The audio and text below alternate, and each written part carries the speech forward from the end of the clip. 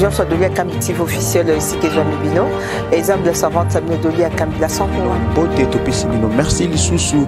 La bande de Ounion soit Messana Kolanda. Doli à Kambitif officiel Topisi Bino. Merci.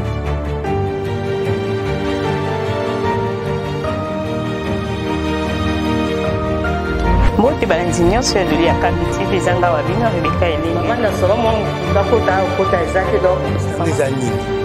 Quoi ngai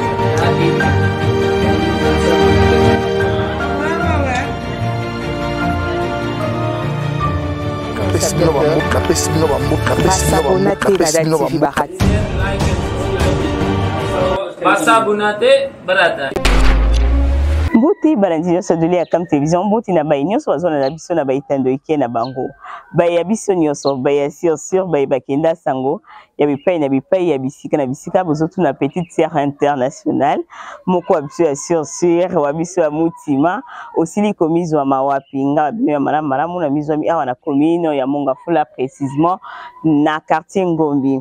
Quartier Ngombi ekenda sango lolingi kani bayi nyonso bayebi mbudi donc au commune na terminus ya mbudi au côté direction moko ekenda penza oleki basi touristique ya minana okiti okomona quartier Ngombi bipai wapi biso ya bino to yaki kotalisa ya malonga natina koyeba kozala maloba ebele te ngaba bino toyi awa koteka lopangu te toyi awa kosala mona misala na yo te toyi awa kolakisa école na biso eteyelo balobete investissement lelo ezali oyo etali ba cerveau ya bana na biso oyo etali penza bilenge parce que kati na esika oyo ezali na makambo ya malonga bo permettre nga lelo ba nyonso bayebelanga penza na yelingaka mingi koloba monoko ya lingala lelo na koyeba kosala mwa mélange po naeba ko perdre lolenge na nga kozala te mais naeba encore pe ko changer de côté po na tozana kati na été lo photo za na exemple po na biso ba nyonso tolika pe na ba ya été lo na tina été koyeba kotanga pe komona été lo o bozoyeba komona bomoni na yambo ete komami awa na kati ya mion na biso ministère de la formation professionnelle et métier coordination sous-provinciale des établissements publics conventionnés de la mission vers pâturage au Congo baine so bayibe komona pe bazoyeba kotala na tina ete abréviation nango yango na siki kozala na se balobi toujours na kati na yango tolobaki mingi ete awa misala ezali un peu mingi ezali mingi tolobi ezali eteyelo ezali pe na ba formation supplémentaire na tina centre de formation Galaxy donc centre de formation Galaxy ezwami awa na kati ya commune ya Mongafula hormis ke bana bayebaka kotanga batangi banda première primaire kino bana bazotanga kino na deuxième secondaire oyo actuellement basobenga 8e na kati ya Engumba Kinshasa na à part wana pe tozali na ba formation oyo epesamaka pona bandeko na biso ya basi to ya mibali oyo peut-être alekisi âge ya kotanga tokotika ebongo tazala inutile na société ndeko na biso oyo ya diaspora elongo na likita na epe bayebaki kokanisa tokobeta encore lisolo bayebiso bo comprendre biso boki ete ba formation supplémentaire oyo epesamaka awa na kati ya centre de formation ya école na biso oyo ezali awa bapesaka formation ya esthétique pe coiffure informatique coupe et couture électricité bâtiment hôtellerie et restauration automobile auto-école ajustage et soudure pona bayina biso penza awa basayebi kosala catégorie ya bato te mingi ba oyo mingi pe tozali na bango bomoni bino moko milier na biso ezali milier moko esengeli investissement mental ezala ndeko na biso atalaki na bipai atali ba commune ya lolenge na lolenge amoni ete ba mingi ya ba commune bazana ba école na bango ya bien ba école na bango minana pe mingi bazali bato vraiment ke bazali ko s'en sortir na o etali finance mais na tina na yango awa tozali un peu na milieu oyo eza un peu musika ezali un peu musika na tina ndeko na biso alobaki ete akotika bongo te akozala égoïste te na cadre ya koyeba kosala bolamu elongo na mokonzi ya mboka ye pe alobaki ete ayeba kolamuka balobi ete Pabuka Mwanza boyeba komona parce que centre de formation na biso oyo ezali na kombo ya Galaxy Buka ezotalisa ete ndeko na biso ya diaspora Buka Mwanza ya London City nde ayebi kotia vraiment pe mayele ebele elongo na bandeko mosusu ezali ete alobi ete akosede te akotika pe ba o mosusu pe te o balekisa âge ya bande de l'école akosunga bango bayeba quand même métier po ete mboka na biso e bakozala kotambola malamu tozala na bato bazali ba retardé te tozala na bato nyonso bazali osala mission na bango ya malamu na tina ete tozobeta lisolo awa mingi ezali ba formation ya rattrapage c'est-à-dire que tokotika bakotika moko te ke ayeba kozala na lolenge mosusu moto nyonso faut apprendre un métier na lolenge kani bomoni misala ya lolenge na lolenge hormis kotanga kelasi na tina ete ya koyeba kosolola na ndeko na biso oyo Buka Mwanza alobaki nini alobi ete ekolo bozomona jana meti tozunguluka na lolenge ya kati ekolo na biso oyo ezali école nde totangaki ezali centre de formation professionnelle ezali conventionné ezali eloko oyo ezali emataki na motema po la tina ete ye azali mosali na Nzambe emati kati na ye asala bolamu moko songolo na bolamu wana alobaki nini alobi ete bolamu babolamu ezali ebele mais bolamu oyo ya malonga parce que na lire oyo mboka na biso ezoyeba kokende na bamingonga oyo ezoya mingi bato bakozala na pasi ezali jeunesse ya mboka na biso parce que jeunesse ya mboka na biso eza kosila na kobeba na lolenge kani bato ebele bazo favoriser makambo oyo ezokoti ya jeunesse na kati ya distraction ezokoti ya jeunesse na kati na makambo moko ezanga tina mais papa Buka Mwanza alobaki ete na kosala etelo na kati etelo na nga na kokanisela bana oyo bazali mikie na kobandela na bango kelasi vraiment buta na se pe na kokanisa encore ba jeune oyo balingi babunga na yeba kosala na bango rattrapage na yeba yekolisa bango métier enfin que mabe e bakokoma te na kati école na biso bozomona ete ndeko na biso awa azana na ba effort perso babi ba effort perso ya koyeba kosala ya koyeba toujours koyeba komatisa nyonso kitoko pe malamu bozomona bino moko ete initiative ya boye ba nyonso bakanisaka ete koyeba kotia eloko moko ya malonga na kati ya bongo ya bato ezali bato baleki kopesa même moto lipa soki moto akanisi ete ayeba kotia mayele na bongo na yo yeba kolinga ye koleka moto azopesa yo bilei sans pour toi pesa yo connaissance parce que connaissance e koko botela yo lipa lobi pe ndeko na biso ya diaspora alobaki nini alobi ete ye ayebi kopona na ye toujours koyeba koinvestir na kati ya ba cerveau ya bato nde bozomona etelo na biso oyo na tina ete lisolo ebetamaki boye oyo ezali deuxième année ya fonctionnement ya école na biso tozali na début ya rentrée scolaire si je ne me trompe pas na tanga kala tozali na troisième semaine ya rentrée scolaire c'est-à-dire que makambo etali kelasi ezoyeba kobandela toujours nde bozoyeba komona pe kotala makambo etali makambo kotanga euti kozonga rentrée scolaire eza vraiment na ebandeli na tina ete nyonso ezoyeba kopesama pe koyeba kotalisama po toyeba toujours kotalisa bato ide ya ndeko na biso oyo activité moko ya malamu oyo ya esalaka ete ebandeli ane kopesa ba instruction pe kopesa ba ligne ya minana elingo salima na sima ya ngonga awa na ndimisa mete ingénieur métier akozala wana pendant activité wana akozunguluka pe akotiela bino babilili parce que kati na etelo na biso oyo nde bozoyeba komona tozunguluka donc ezali na makambo ebele oyo esengeli ezala awa pona esunga ba ya biso bazo apprendre awa mais makambo wana ezate ndeko na biso aza loboko moko aza na bolingo wana aza na posa wana mais aza loboko moko atina ete ayebaki toyeba kobeta mbela oyo tokobeta yango na lingala tokobeta yango na français donc pona ete bato bayeba kobeleme pe kobeleme mais na tina yango tozolakisa nanu lolenge kani centre na biso école na biso oyo ezali inachevé esengeli pe baya biso pe awa ya quartier ngombi batanga malamu baza na babaya malamu bayeba kozala na bacondition ya malamu soki mbula ebeti baporte eza te awa donc makambo ebele na ebele vraiment oyo ezosenga ke moto aza loboko moko aza pe na libota ya kolesa aza pe na mambo kosala donc baye nyonso baza na motema ya kosunga vraiment basila kobeleme bozoyeba komona pe kotala na lolingi kani nyonso ezokende kitoko pe malamu espace ezali awa na tina ete bakoyeba encore kotonga se kotonga même na bangambo oyo ezali na fondation toujours ya ba deux niveaux mais pona bolingo classe ebandi bana batanga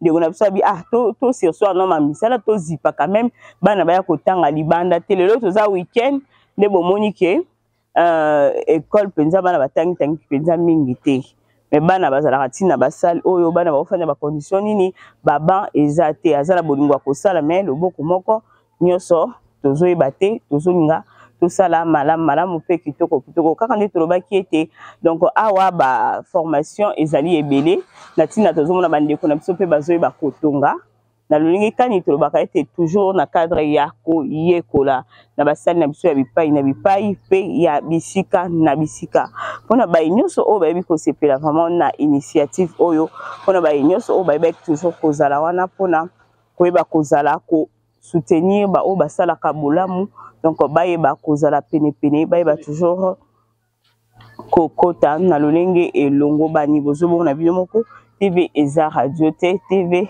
eza bilili na bolingo ya nyonso na bolingo ya koyeba koyekola na bolingo ya koyeba ko apprendre toujours ya bino pe awa baza na bolingo wana mais ba matériel eza penza te bozomona ba machine eza tellement ebele te eza na ba biloko ebele sengeli bayokola na lolenge ya qualité nde bozomona bazoyokola na bolingo mais ya mitema malamu pe bayeba ko intervenir botala basali lolenge kani eyebi kozala ezali mbela oyo topesaki surtout baya biso ya London City balobi baya ya London City baotala biso baya ya ngoma bomona lolenge kani misala ezotambola awa baya bipai na bipai nyonso bomona bino moko babi baya ya London City balalaka te botia maboko couple mari et yo bo intervenir ezeloko vraiment initiative ya moko abino balobi toujours donc tozomona pe tozotala toujours tozozela ngonga yango parce que ezo réunir ba élèves ezo réunir ba enseignants ba cadre ya école na biso pona bayeba kopesa vraiment ba mot ya lancement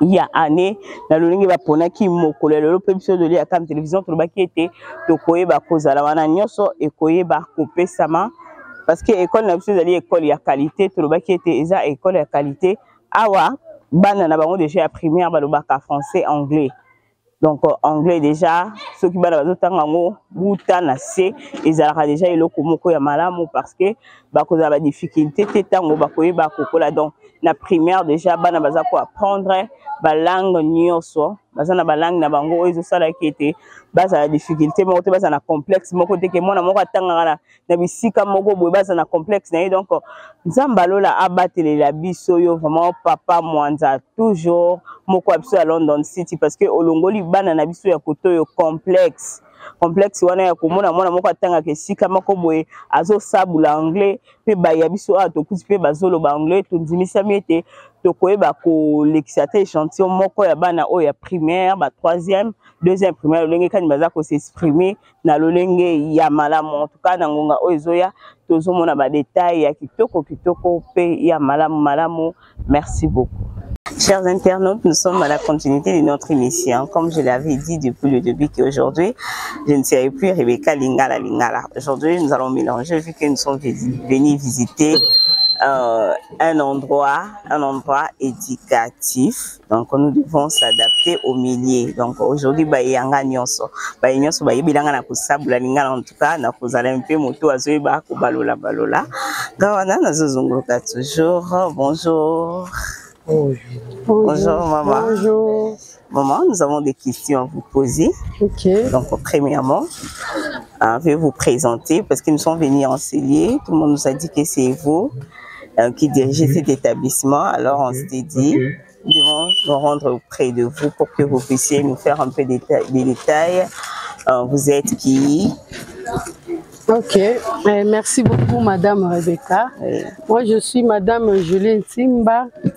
Et je suis directrice adjointe du centre Galaxie, centre de formation professionnelle Galaxie. Je venais de dire tout à l'heure que je suis la coordonnatrice de l'école. Non, je ne suis pas coordonnatrice, je suis juste coordonnatrice, directrice adjointe du centre de formation professionnelle Galaxie. Ok.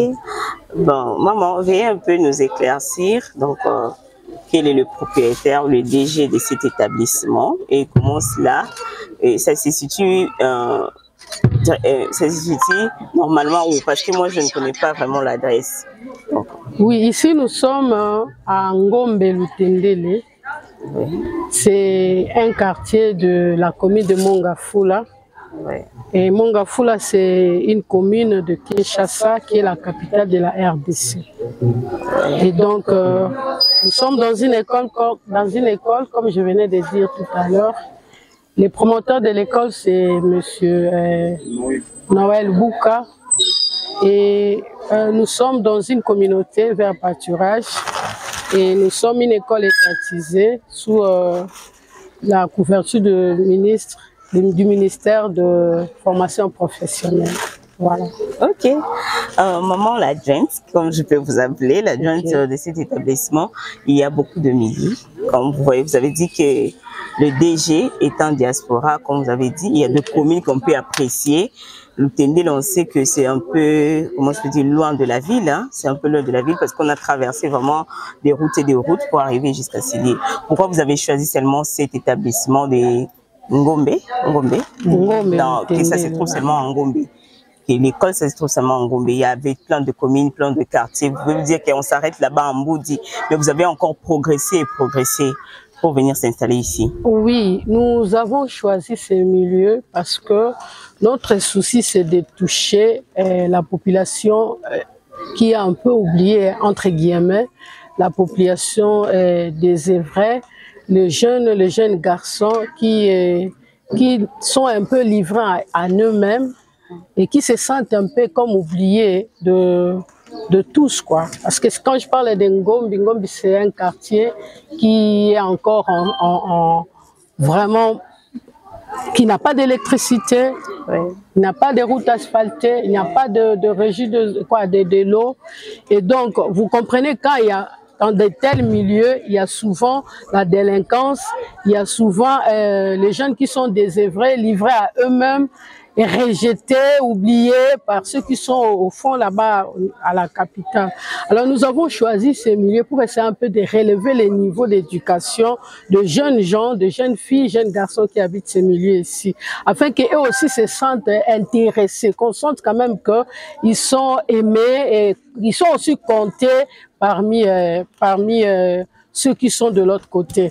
Madame, je vous dirais, dans ces milieux, nous trouvons, comme nous sommes venus, nous avons trouvé des jeunes filles de 14 ans être engrossées. Alors ça nous a fait mal, ça nous a révolté. Nous nous sommes dit, mais comment c'est possible? Alors il faudra prendre cette jeune fille, ces jeunes garçons, nous faire comprendre que la vie, il y a beaucoup de choses à faire, il y a beaucoup à apprendre, et donc on peut se valoriser, on peut comprendre la raison de son existence et s'intégrer dans la société, devenir aussi actif comme d'autres personnes. Voilà un peu notre souci. Je ne sais pas si je me suis fait comprendre. D'accord, merci, c'est compris, vous avez très bien parlé. Merci. On a encore de préoccupations. Vu le milieu, vous avez dit c'est un milieu un peu reculé. Alors, quelles sont les difficultés que vous rencontrez, vu que c'est une école privée, surtout? Si on disait de l'État, l'État peut s'occuper des enseignants, l'État peut organiser bien la cour, l'État va mieux faire les choses. C'est quelque chose qui est privé, surtout que c'est une personne qui vit au diaspora. Elle a aussi sa famille, comme ça. Donc, la personne en question a sa famille. Comment ça se passe ici? Comment vous pouvez faire pour s'en sortir des dépenses, des difficultés? Merci beaucoup, Madame Rebecca. Comme vous voyez ici, nous avons nos produits. Ici, nous avons les savons liquides Galaxy. Galaxy, c'est le nom de notre centre de formation. Ici, c'est le gel hydratant Galaxy. Gel hydratant Galaxy. À base de coco. À base de coco. Ici, sont des savons durs, des savons solides. Et de l'autre côté, nous avons de l'eau de Javel. Et donc, de l'autre côté, vous trouvez des jus. Nous avons de jus naturels qui sont faits à base de fruits. À base de fruits. Il n'y a pas de colorant, il n'y a rien de mélange qui peuvent être nuisibles à la santé. Et comme vous avez remarqué, vous avez trouvé aussi qu'il y a la coupe et couture, il y a l'informatique, il y a l'auto-école, l'esthétique. Ce sont les différentes formations que nous offrons aux habitants de Ngombe. Alors, avec cette vision, nous ne pouvons pas la porter seule. Il nous faut beaucoup c'est un grand projet qui nécessite beaucoup de moyens.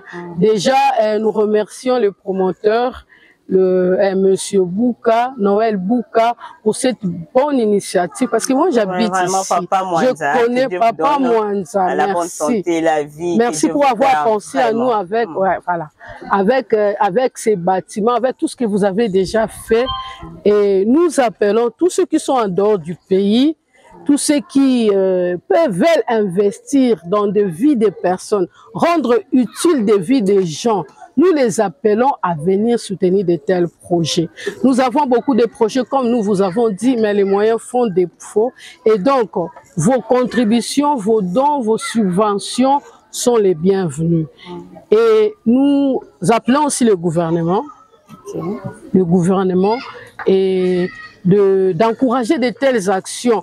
Comment Rebecca le gouvernement est soutenir Batou, gouvernement est saliboué. Nous on n'a rien reçu jusque là de notre gouvernement. Maman, et donc de tels projets sont des projets à encourager, à soutenir, parce que nous sommes vraiment dans la vision du chef de l'État, dans la vision du chef de l'État de promouvoir l'entrepreneuriat, de donner de l'importance à la jeunesse congolaise. Et donc, nous en appelons aux autorités de notre pays et ainsi qu'à ceux qui sont en dehors du pays de venir soutenir de telles actions. En tout cas, vous ne serez pas déçus. Déjà, avec nos faibles moyens, Maman Rebecca, tozo bunda sur terrain. Et donc, si nous recevons encore des subventions de dons, et ça fera encore beaucoup de bruit et c'est le Congo qui gagne. Oui, surtout. Surtout que je trouvais des choses vraiment très utiles ici dans vos fabrications. Il y a le jus naturel. Actuellement, là, même dans l'état de notre pays, on interdit strictement d'autres jus. Surtout pour les enfants, mais il y a fabrication de jus naturel. En tout cas, nous demandons la main de bonnes personnes. En tout cas, si vous voulez que les enfants ne tombent pas malades, ils contribuent aussi à la santé. Il y a de lotion, savon liquide. Donc, il y a trop de choses qu'ils fabriquent ici. J'ai vu le savon pour le bien-être des Congolais. Tout chez nous ici, c'est devenu importé. Tout, ce sont les étrangers qui fabriquent. Mais aujourd'hui, nous avons trouvé vraiment les initiatives provenant. Donc, il y a effectivement fabrication locale. Fabrication locale.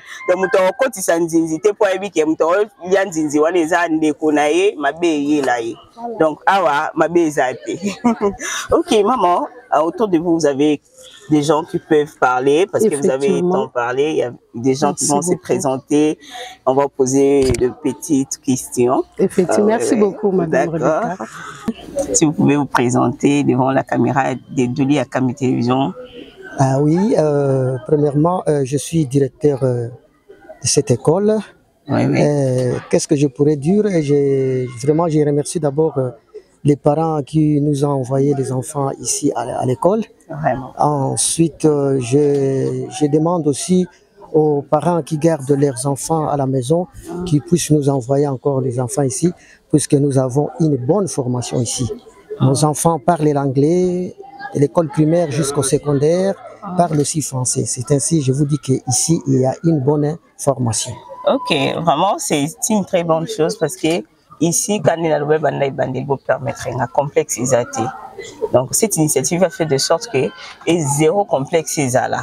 Donc, cette école, imaginez-vous que des fois, on s'imagine que les enfants qui doivent bien parler français ou parler l'anglais, ce sont des gens qui proviennent des écoles de c'est ça, c'est ça. Mais nous sommes venus enseigner, quel que soit le milieu, mais on a trouvé des enfants qui parlent le français et l'anglais. Imaginez la suite.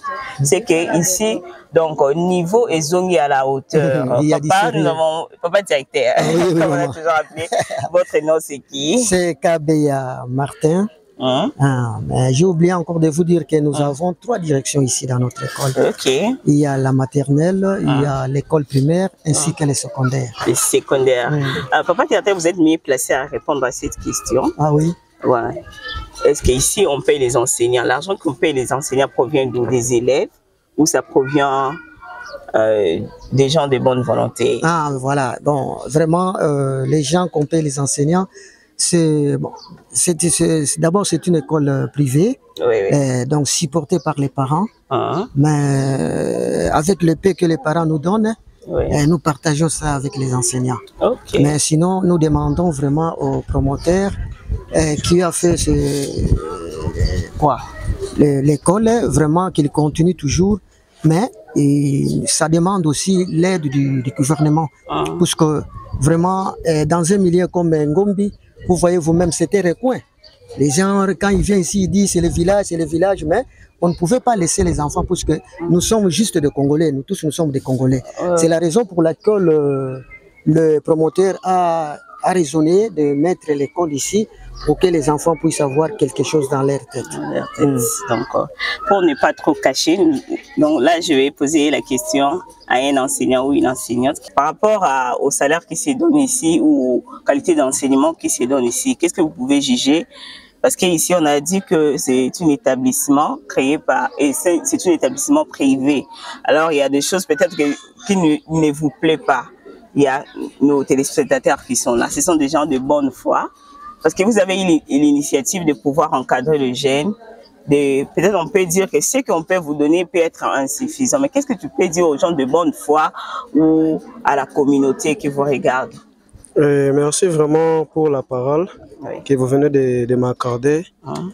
Premièrement, j'encourage les promoteurs qui a réfléchi bon pour nous. Ses collaborateurs ou encore ses concitoyens pour implanter une bonne école comme ça. Et malheureusement, les enseignants ici sont mal payés et compte tenu des milliers. Et comme disent les autres, malgré les milliers, il y a beaucoup d'enfants dans ce coin ici. C'est pour cela que les promoteurs avaient réfléchi d'implanter une école. Alors nous les enseignants, nous sommes là malgré le peu que les promoteurs nous donnent.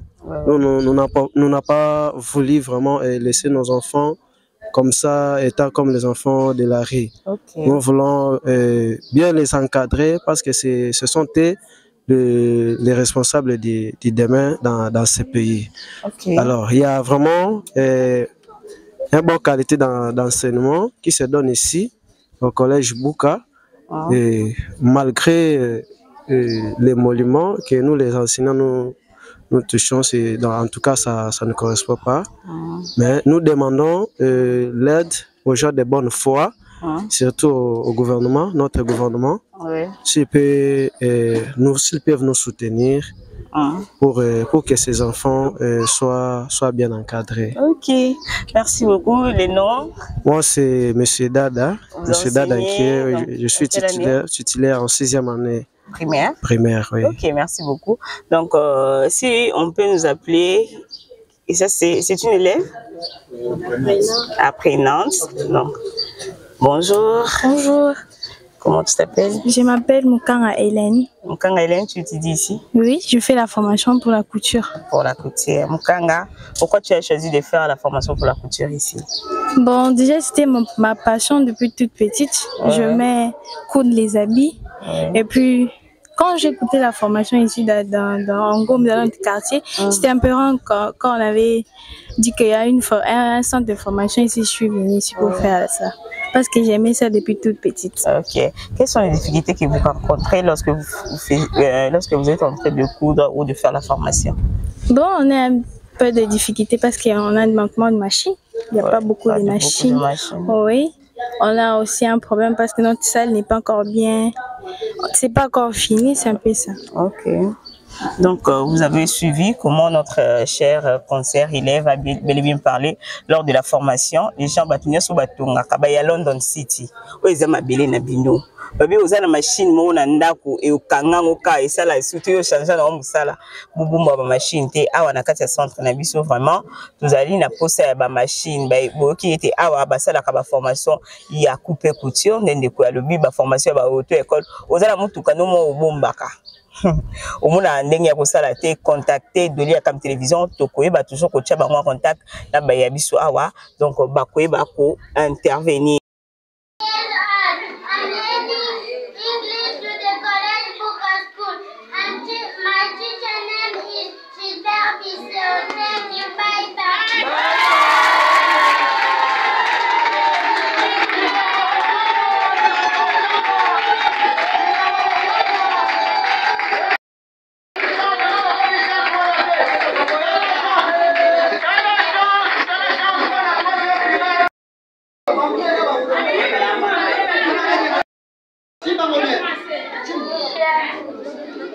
Chers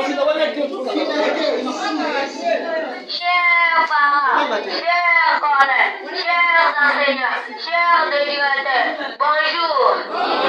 Bonjour encore. Tout d'abord, je vais me présenter. Oui, présenter. Je m'appelle Kabouya Moukala, élève de la 4e année A, ici à collège Bouka, encadré par Monsieur l'Espoir, dirigé par Papa Jeter, Kabaya Martin. J'ai une récitation intitulée L'écolier d'aussi, à des petits chéris, qui t'ira en classe, mais tu ne fais pas finir. Non, maman, pour cela, que faut-il que je fasse? Une seule chose, je veillerai, maman, quand ici vient la parole, que depuis là, on a fait. Et arrivant, vous soyez pour son école et vous soyez à revenir.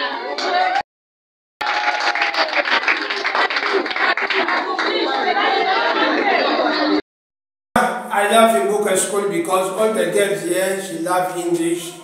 This area, someone from Kitambo area say, gonna send my children here to learn here to the Buka School because Buka School is an English school because all the area here is coming out, the name is a London area.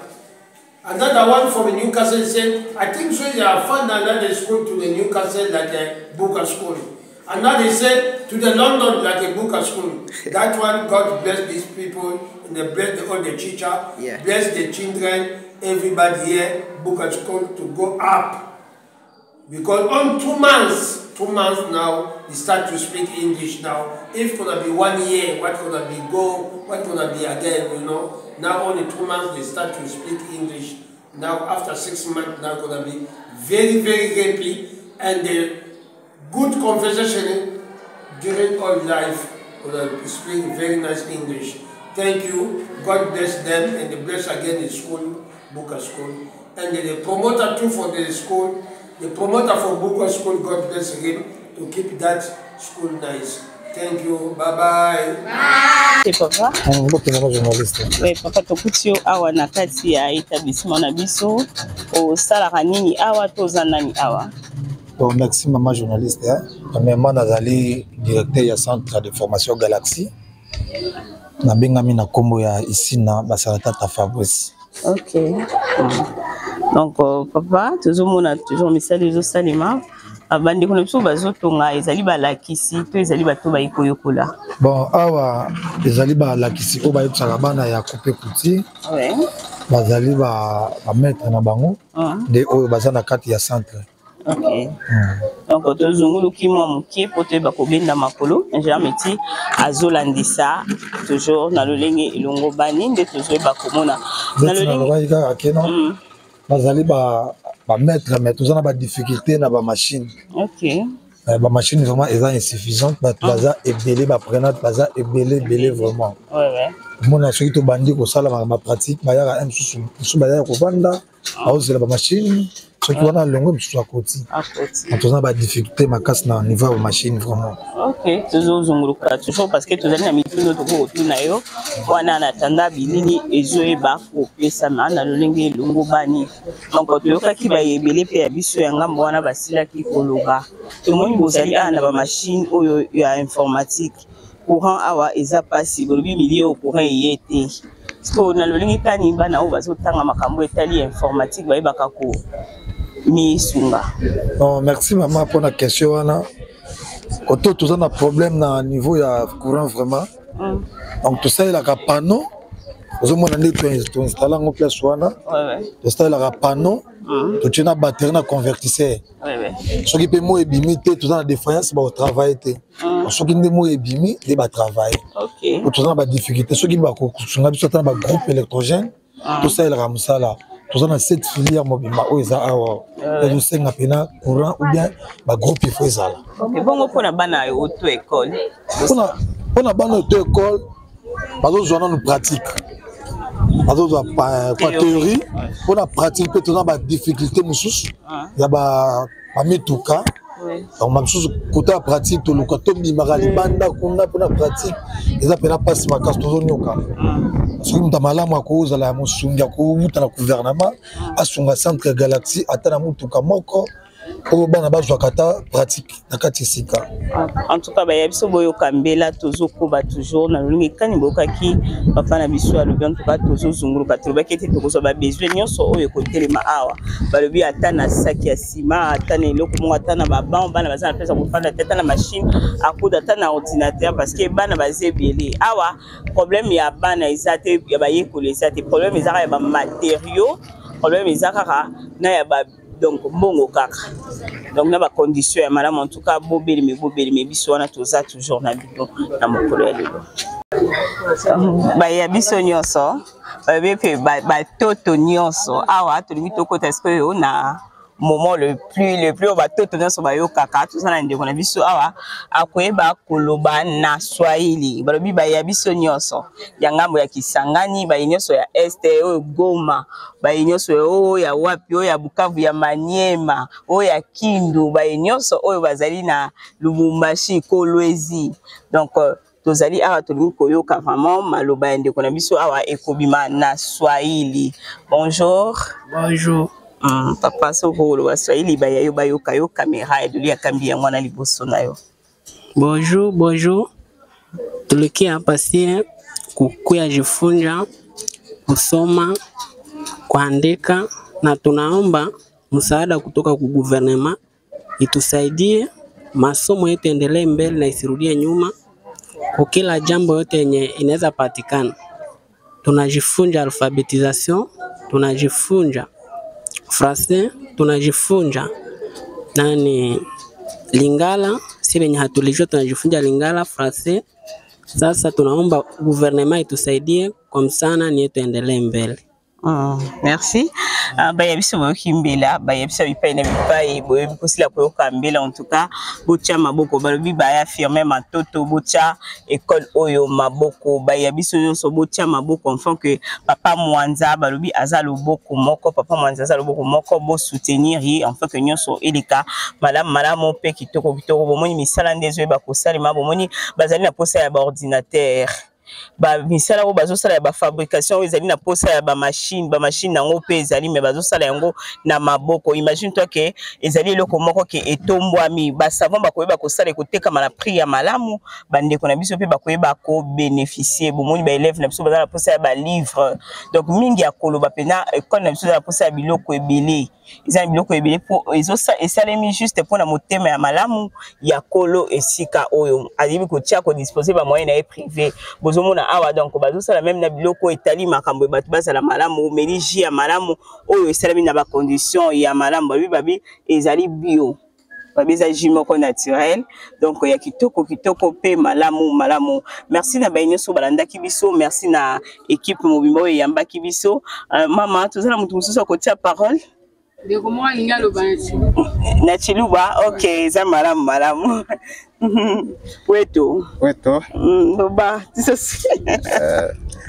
tout là toi c'est que de la bonne hatu jitu mona chintu mais tout jitu lomba ni gouvernement ba fomba matunga basitoko kumpanda ko chintu ya kumpala balomba de bajitu ngede badini besoin ni soutien wa président de la République démocratique bwana chisumbuti ya kumpala tu luangana ni pauvreté tu luangana ni chômage mujitu ngada Congo bwana bana badiba ya kumpala tu dini machine ma ordinateur tu dis puis ma formation tu adibu benza mais du jeune ba tout soutenir que des peuples que du gouvernement bwana chisumbuti ya kumpala.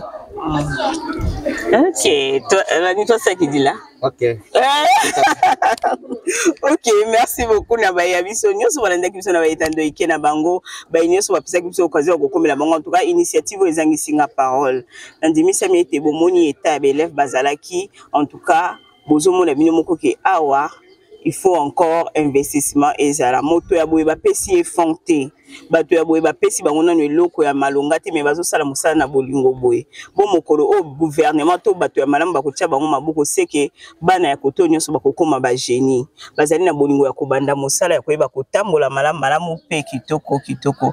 Merci l'ingénieur Metinti mo bendaki bili ya propre pe ya bien boye ba nyonso balandaki biso tatanza mbapesa bino bomoyi mulai balobete osimba mina bilili o epesa mina esika o tuzomona ete awa ba makumeza ebele bozomona ba parents baza pena na ba moyen te toko pesa bango faute te vu que kisa sezo pela moto. Donc awa surtout que ezali mwa musika na kati ya ville ya Kinshasa vraiment bozomona ezopela moto makambo penza na lolenge ya koloba mingi te botia école o maboko botia établissement maboko bosunga pe ba ya biso awa ba osala mosala na se ya bolingo vraiment boyeba ko se manifester enfin que institution oyo ekende musika bomoni basaliza ya kosila te to koti déjà awa ebandela ne déjà mbula ilungu banda ko beta na lolenge esengeli donc soki mbula bandi ko beta vu que basali oyo ezali vraiment esila malamu te boyeba ke bana bakutanga malamu te éducation ya bana ezali lobi ya mboka jeunesse na biso na lolenge kaninde kwa ayebi kozwa mokano oyo to tchai maboko parce que balobi ko yeba kopesa mayele to kopesa bwanya epa ya ba jeune ezali ete kotonga mboka ya lobi donc ezali eluka monene moto ya kuki kosala na tina na yango biso abino to kabwani na mokolo ya lelo. Merci beaucoup, bye bye.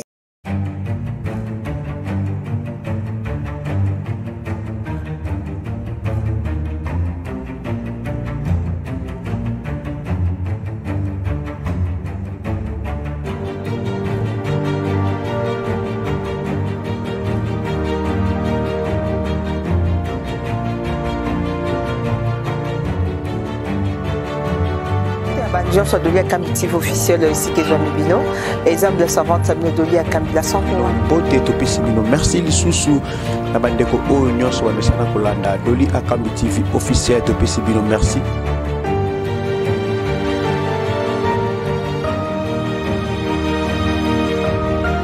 Bote balanzinyo sur Doli à Cambitif les Anga Wabino Rebecca et Lili. Maman n'a seulement Dakota exact donc des années. Quoi?